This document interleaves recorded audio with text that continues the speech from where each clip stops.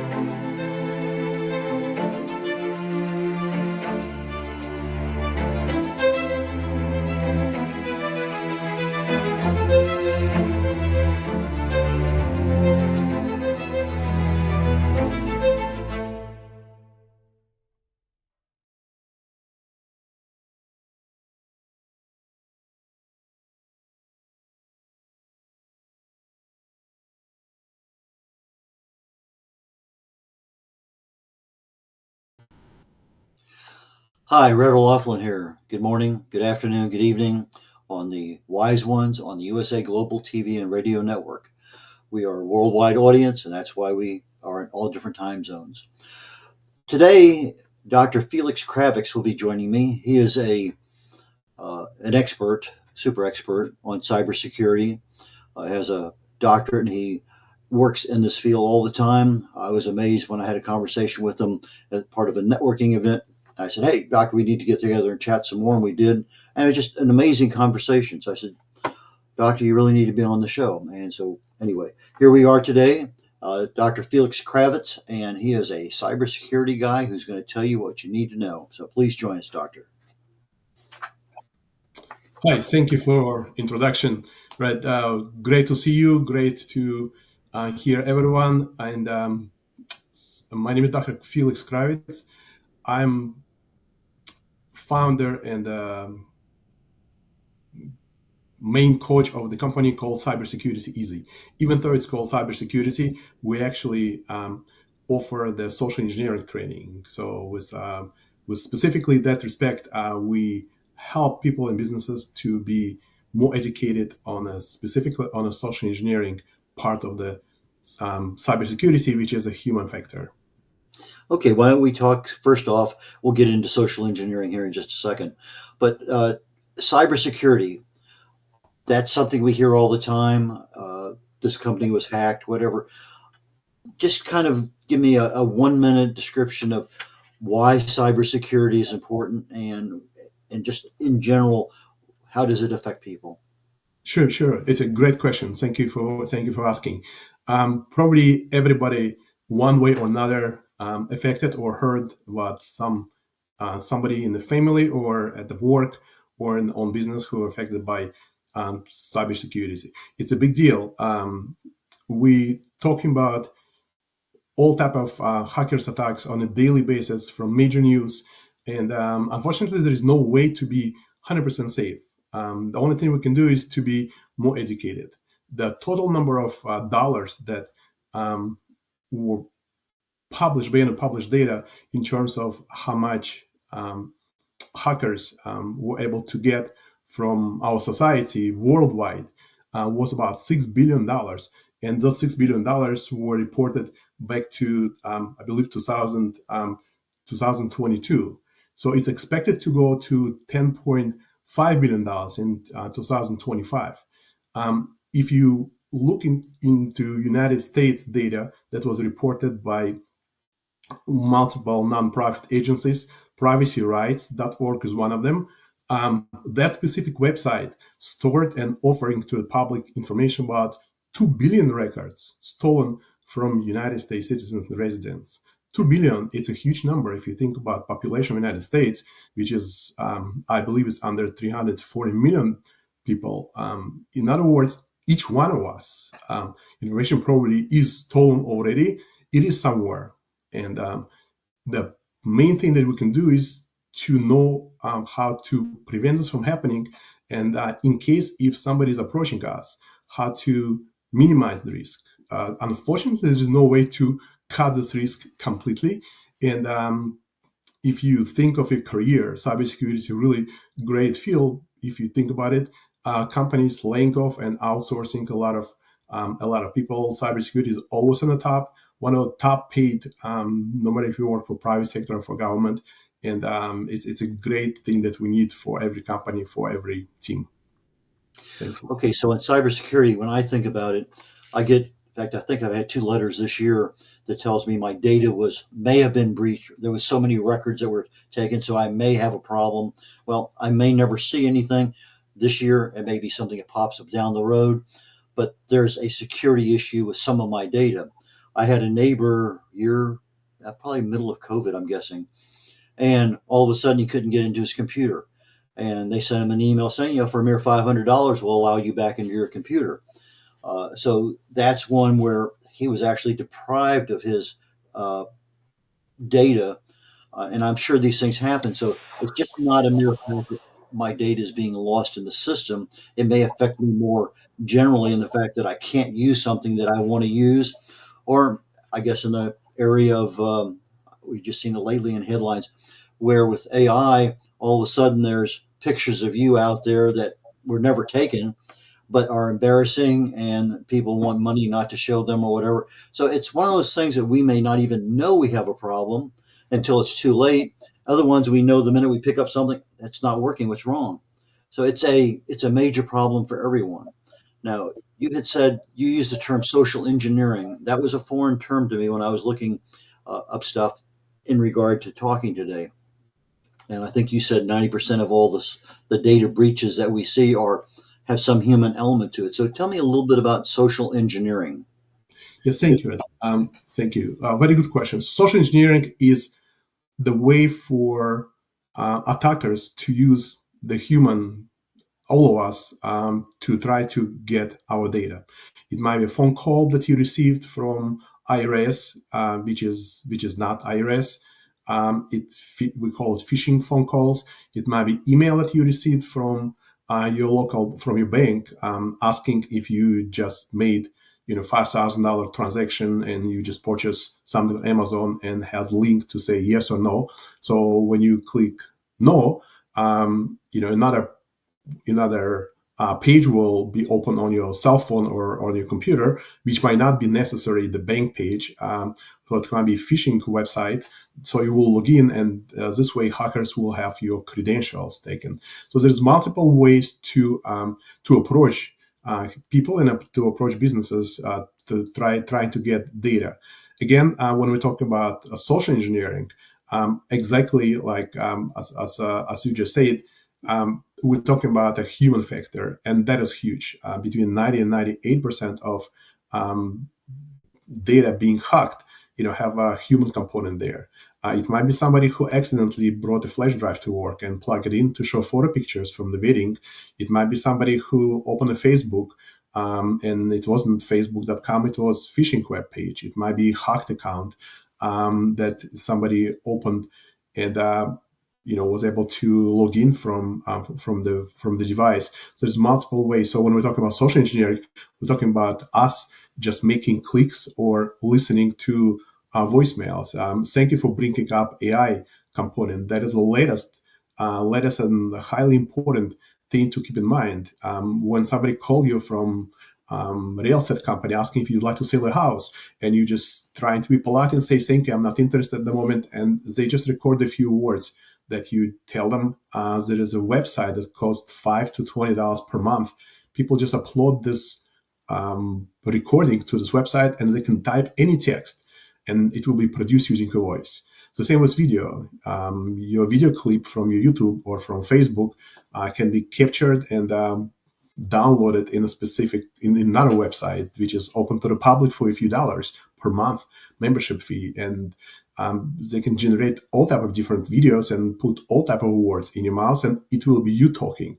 So there is no way for other people not to find difference. So we live in a world where the only way to be safer is to utilize zero trust approach, and it's a known concept, and we also try to push it further for everyone to be aware of it. So no matter who talk to you, zero trust approach should be default before you will share information or take any actions. Okay, now I think you mentioned the term phishing, and that was one of the ones I used in marketing us for today. Phishing with an F means one thing, phishing with a PH means something totally different. Now, I get emails, I'm going to say at least once a month. It used to be from that Nigerian bank that has $5 million in it, and I need to, anyway. But they're more subtle nowadays. I get something and it says Bank of America, but it's not from a bankofamerica.com. But now the more sophisticated ones that I've seen being advertised on social media is that they will use the Cyrillic and the Roman letter A and just change it. I mean, it looks exactly what it is. And so you're, well, that's from a Bank of America. Well, no, the the A is not a Roman letter. It's a Cyrillic letter, and it's really not at bankofamerica.com. And so they're getting very sophisticated. We think we know what they are, but they're not. Are there anything else in email phishing that we really should be aware of right now? Yes, thank you. Very good question. And we all have emails. We all have emails. We all have cell phones with text messages. And I believe over 95% of Americans having smartphones nowadays. So we all basically target for people to be able to email us and to text us. In terms of emails, the red flags, they have to have your first and last name. So if it's a dear sir, or madam, it's a first red flag. You have to look at the details of where the email came from. So some email providers, if you click more details, will show you actual path of the server where it's coming from. So instead of Bank of America, it might say Feliks at gmail.com, and you will see it's coming actually from gmail.com. But the best way, instead of going to all this technical stuff, just to call to your bank. Just a zero trust approach. If, as I mentioned before, just remember, I put it in the front of my relatives on a wall saying zero trust. No matter what it is, no matter how great it is, you look at a wall in front of your computer and you see zero trust. So no matter how scary it is, you just have to call to the bank and just not to reply. People call from Chase Bank to me and saying, your account was hacked, and they sound very legitimate and saying my ID is 357B, I'm operator Nancy. And I'm saying, with all my respect, Nancy, let me call back to the main number. You just pull your business card, pull your credit card, and look in the back, call main number, Google this number, and call them and ask them for loss prevention and talk to them. So my 2 cents would be, no matter how great it is, no matter how decent it looks like, just to ignore it, take it. Don't just throw this message in the recycle bin. Just look it up, and if you want to be on the safe side, you initiate a phone call and you call to this bank and you check. Okay, now you mentioned voice a moment ago. With AI, you have no idea whether that's your daughter talking on the phone or not. But with emails, there are a lot of hints and clues that it's probably bogus. Is there a clue or some kind of hint that a voice message may be not what we think it is? Yes, and of course, that is a great question. So the main thing is the AI is not yet so sophisticated to be able to answer your questions. So except if there is a studio, and if there, in case if except if this is really targeted group of highly professional hackers who trying to get specifically somebody makes certain steps. But on general, if there is a general group of hackers who randomly sending emails to millions of emails and assuming that you have a Chase Bank or Bank of America or any other banks, and hoping that somebody will click on it, and if they do click and log in, they will transfer to real page and they will run away. And normally FBI is chasing them, and they will just shut down this page in a few hours as soon as they will collect a certain number of login information. But the best way for emails, I would recommend, one main thing is to look if email offer you alternative options. So if this is a legitimate email, they will always give you options to call, to give an extension, the phone number, and none of the banks that I ever had an account or credit card with ever had everything so automated where email will allow you to do everything. So banks understand people will afraid to do it.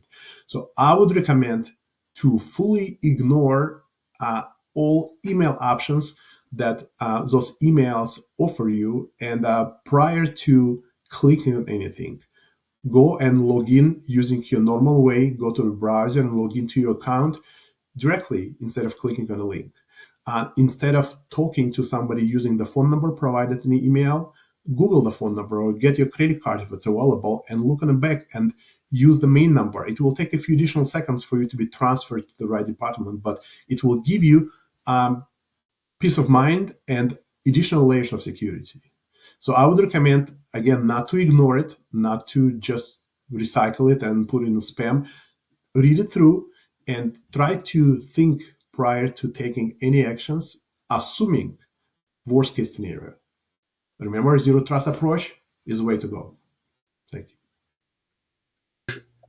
I know on social media nowadays I get friend requests, and I go to their account and there's only two people that are friends, and I've known this person for 40 years. That's an obvious one.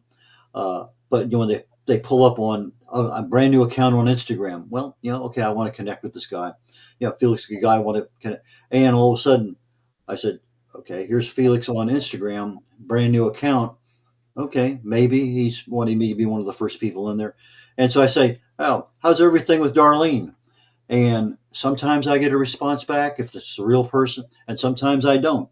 And sometimes it's Darlene. They'll say, who's Darlene? Because if they're really a hacker, they don't know whether Darlene exists or not.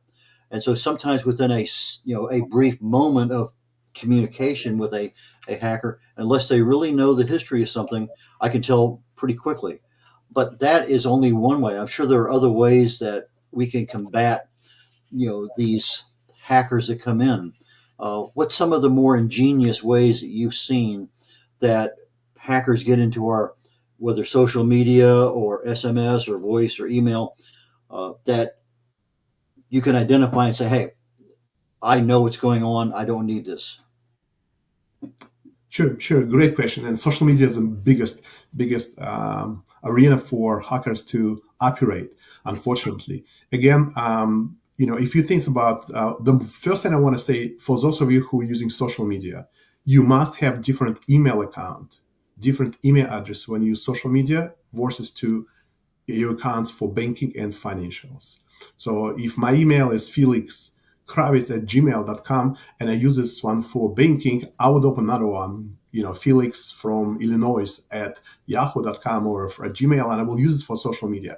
Use of the same email address brings multiple questions, and your account will be, you will keep getting spammed. So I would recommend the main thing is to keep one email address for pure financial, for possibly friends, and the second one for everything which is social media and unknown. coupons from shoe store, anything where they're asking you want to win $25, enter your email, maybe you will win. And there's no way for somebody to come and to beat you up if you give them your email address, right? To steal something from you. So maybe you want to try. It probably might not be the case, but you never know. So I would recommend to keep one email separately from another and keep one for pure financial thing, and second one for for social media, for everything else. Second component is passwords. If you look at the data, majority of people in the United States using 2 or 3 passwords, and they have dozens of email addresses. Some people use one password and one email address, which is really exposing you to millions of hackers who have very easy way to get you. So if you receive email in your example from Facebook and say, "Hey, do you remember me?" Or "Look, my daughter get pregnant," you will say, "Oh, really? Who is this?" And you click on the email, and instead of facebook.com, it might be different letter, or it might be different subdomain name, and you didn't notice, or it might be short URL on your cell phone, and it will say something 3 letters .by, and you don't know if it's Facebook or not. It's look like a Facebook. You log in with your Facebook. Now they have your Facebook login. What they're gonna do is they're gonna email to all your friends information from you saying, "I went to Mexico City and somebody stole my wallet. Can you please send me $200? I will be back. I will give it." So they will try to talk to those people, try to identify if there is a way. Security question, another thing. Everybody is using where you was born and where did you meet your spouse. If you look in Dallas, Texas, well, what are chances you met your spouse in Dallas, Texas? Okay, it's a simple thing, and you need to very carefully look at social media. Social media, we are responsible for putting stuff there, and we tell everybody our date of birth. We tell everybody what we like to do, where we met a spouse, where we are from, what is our first language, what do we like for dinner. And Chase.com and every other bank will use the same question for security questions.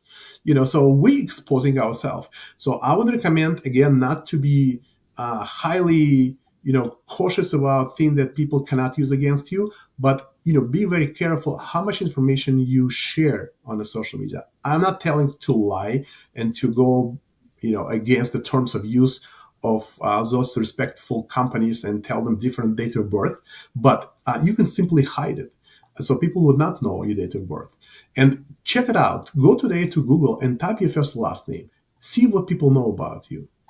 Type your email address and see where your email address appear in the World Wide Web. Put your cell phone number and see, where it is, what people would want to know, what people can get, what kind of information they can get about you if they want to.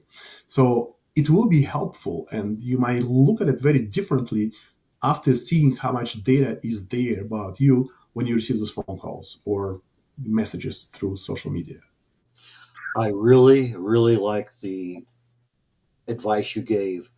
Keep your financial transactions, credit cards, whatever it may happen to be, on one email account, all your social stuff on other multiple accounts, because you just never you don't want to have everything jeopardized at one time. So that's pretty good. Let's talk a minute about passwords.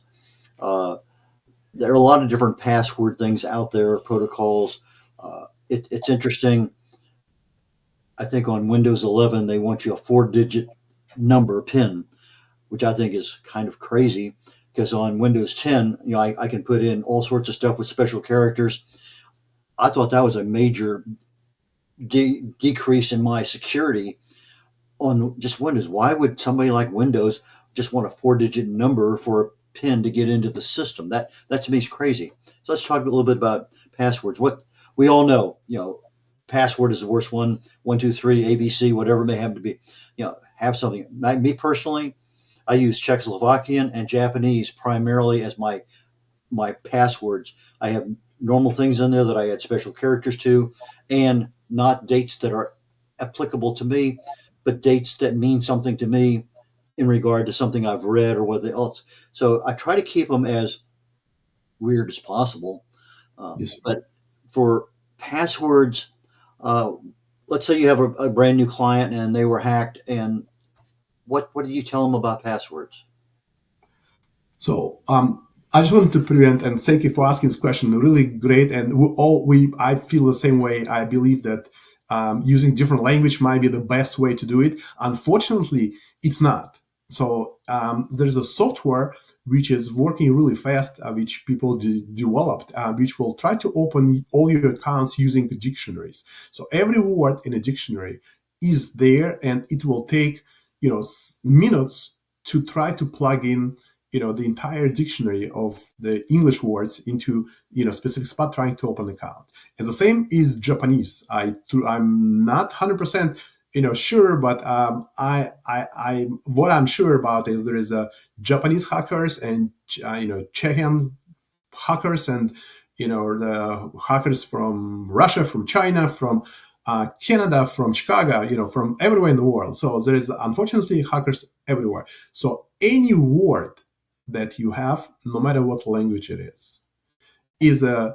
easy target for the software to plug in those words and to access your account. So if you Google 500 the most useful passwords, or 1,000 the most useful passwords, or 100 the most useful passwords, this is just the top of the iceberg. There is a much more sophisticated programs which will use dictionary of multiple languages to open it, to try to open it. So I would recommend two things in terms of passwords. One, not to use any words which wouldn't be considered a word in any languages. So if you use English language, not to use the word Chicago, but to use CHI and put inside maybe the year where you was born or the month where you was born, and after this put number sign or percentage and put specific numbers at the end. So this way the dictionary will not be able to make it. There's a website called How Secure Is My Password. I believe it's moved to secure.org, but if you Google How Secure Is My Password, that is a publicly again, it will transfer to a different website, but you can plug in the passwords and you can see how many seconds it will take to open your account. And you will be amazed, the also sophisticated password that we're using might take 2-3 minutes, a few seconds, a few days. So if you're okay with it, you can use 1, 2, 3, 4, 5 for I love you, or 1, 2, 3, 1, 2, 3, 4, 5, 6. Again, even if we have password protection and we're highly sophisticated, please remember the companies can also be hacked and the servers can be hacked. And we're talking about, I just was reading today and I made a list of top companies. Marriott, 2018, 383 million accounts were hacked. More than population of the United States. Facebook, 420 million, more than population of the United States. Yahoo, 0.5 billion accounts were hacked 2016. More than population of the United States, much more. So we're talking about possibility of the entire company being hacked. No matter how sophisticated is your password, there's still possibility for hackers to go to the back door and still hack it. But for us, when I pick passwords, I would recommend two things. One, to have it highly complicated password where there is no full word that will say Chicago or Miami or Dallas, and just to insert it, something in between that people cannot figure out, and put a few characters at the end and put some numbers. And I know you have to change it. Don't use the same password everywhere. Use different ones. It's a headache. I would not recommend, with all my respect to major corporations offering safety of passwords, I would not give anybody my own passwords, because if they get hacked, So I would keep my passwords in the front on a piece of paper, old-fashioned way, and I would change those passwords maybe inside of your long, complicated password. Choose one letter or one number and keep changing this. So if you log in somewhere and password doesn't work, so instead of CHI 335, whatever, end of Chicago number 26, maybe I will try 36. Doesn't work? 46. Doesn't work? 66. This way, the password might stay the same, but for people you will not be able to figure out how to break it, how to guess it. Okay, if you're saying Feliks 1, 2, 3, well, people can try 4, 5, 6, or they will see the how you think. But if you confuse them and keep changing the passwords, that is the best way to go. Okay, so when these hackers use a dictionary, it not only takes the word Chicago, but it'll have a capital C and lowercase.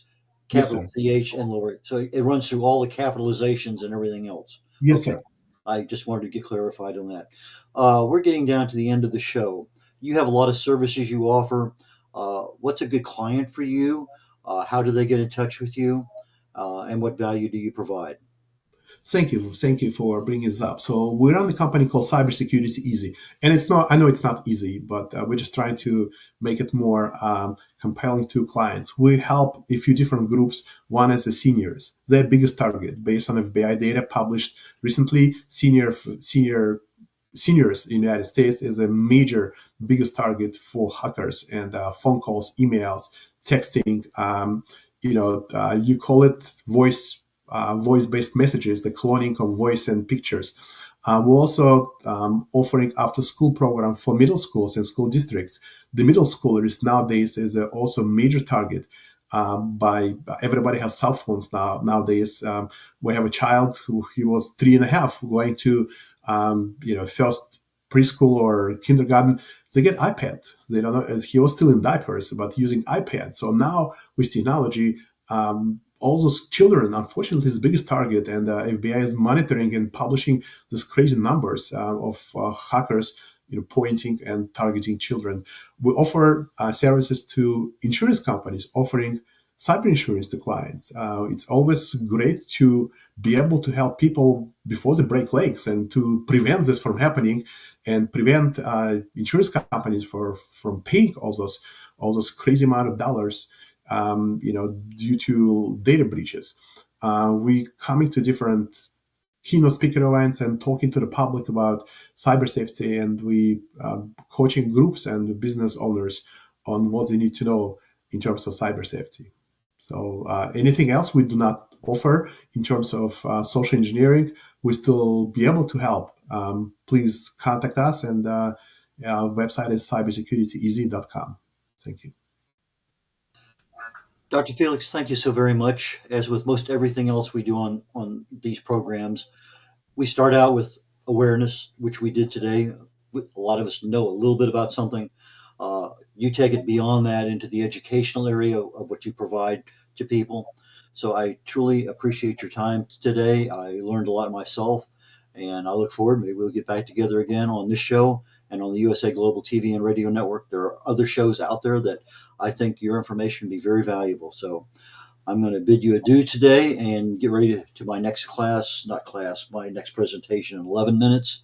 And with that, Talking Heads is coming up very shortly on the USA Global TV and Radio Network. It's a program that I provide information on health and wellness. We're talking about how to achieve optimal health in 2024. We've been through a lot of things. Today, I'm going to finish up the section on diet, nutrition, and hopefully get into organ aging. Most of us are not aware that sometimes your brain or your heart or your liver can age at a faster rate than the other organs in your body. And when that happens, that can be a problem.